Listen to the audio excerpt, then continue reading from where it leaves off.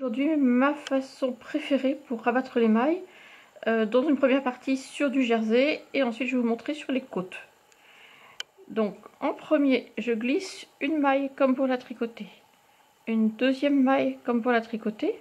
Quand j'ai deux mailles sur l'aiguille de droite, je glisse l'aiguille de gauche dans ces deux mailles ensemble en la mettant devant et je peux ainsi tricoter les deux mailles ensemble.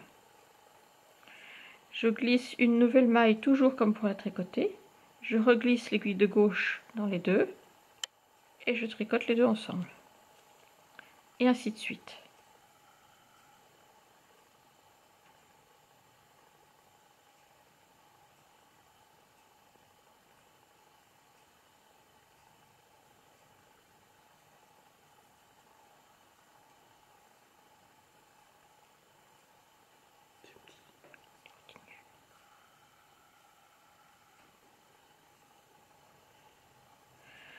J'arrive maintenant sur la partie côte 1-1.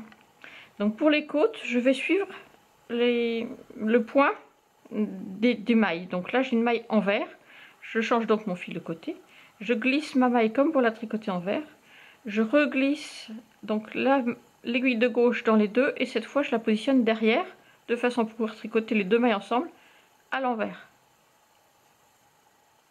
Une maille en droit, je change le fil, je glisse la maille, je repasse l'aiguille devant et je tricote les deux en droit.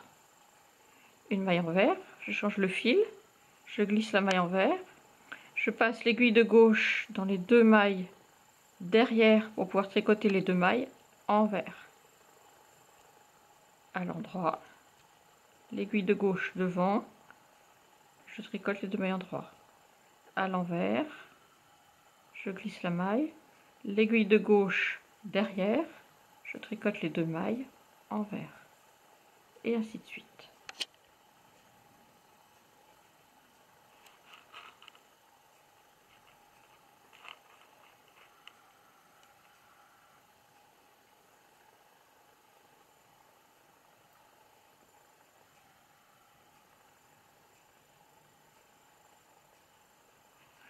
Les mailles sont toutes arrêtées, j'arrête le travail comme d'habitude. Vous avez un arrêt qui est souple, qui ne tire pas et qui est très joli.